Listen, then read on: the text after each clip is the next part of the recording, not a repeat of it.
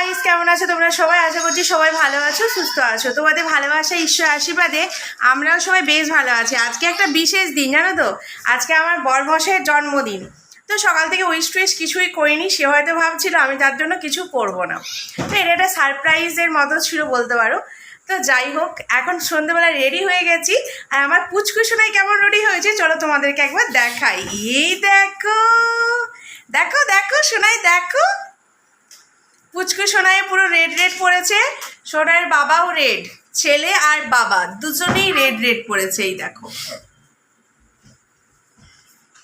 তো সুন্দর করে আমরা রুমটা একটু ওই পুতুল টুতুলগুলো খালি একটু সাজিয়ে রেখে দিচ্ছি।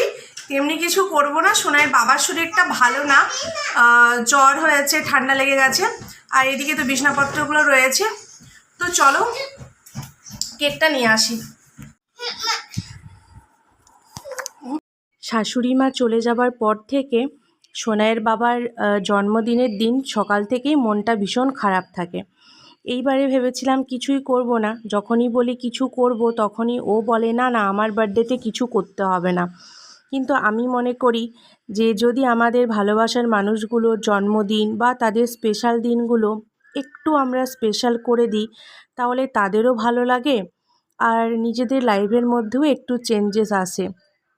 যেহেতু আমার জন্মদিন ভালো করেই পালন করে, সেহেতু আমারও দায়িত্ব যে তাকে একটু খুশি করার। তাই অফিস থেকে ফেরার পথে আমি কেকটা নিয়ে এসেছিলাম। আর আমার বরের জন্মদিনটা ছিল 18ই জুলাই।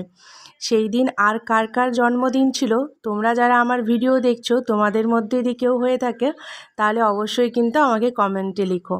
আর এখানে দেখো সোনাইয়ের গাড়িটা বের করে দিয়েছি। এই গাড়িটা ভাই দুবাই থেকে এনে দিয়েছিল।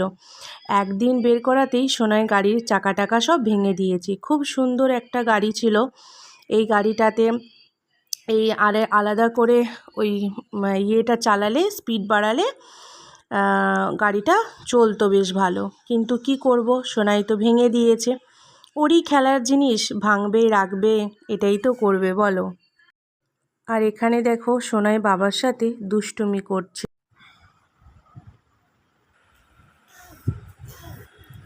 Happy birthday. এইবারের জন্মদিনে সেরকম কিছুই করা হয়নি, খালি একটু বানিয়েছি পায়েস, লুচি আর মটর আলুর তরকারি, ঘুগনি যেটা বলতে পারো। তো এখানে কেক কাটিং কমপ্লিট। তা আমি একটু কেক খাইয়ে দিচ্ছি। আর সোনাই একটা ফটো তুলছে না। কত চেষ্টা করছি, বাবা আর ছেলে দুটো ফটো তুলবো, একই রকমের গেঞ্জি পরিয়েছি সেই জন্য, কিন্তু কিছুতেই হচ্ছে না। শ্রাবণ মানছি, শ্রাবণ পড়ে গেছে, তো কিছু ননভেজ খাবো না।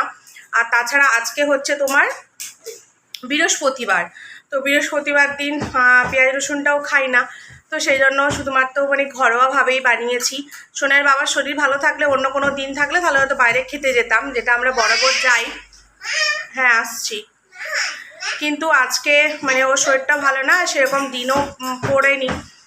তো সেই জন্য বাড়িতেই বানিয়েছি লুচি, পায়েস আর একটু তরকারি, আলু মটরের ঘুগনি বলতে পারো।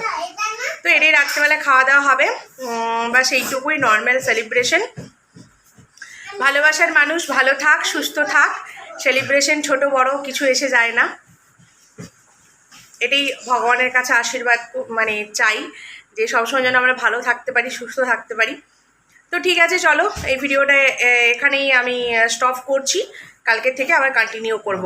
আর রাত্রেবেলা হয়তো আজকে আমার লাইফে আসার ইচ্ছে আছে, তো দেখি কতক্ষণে আসতে পারি। চলো সঙ্গে থাকো।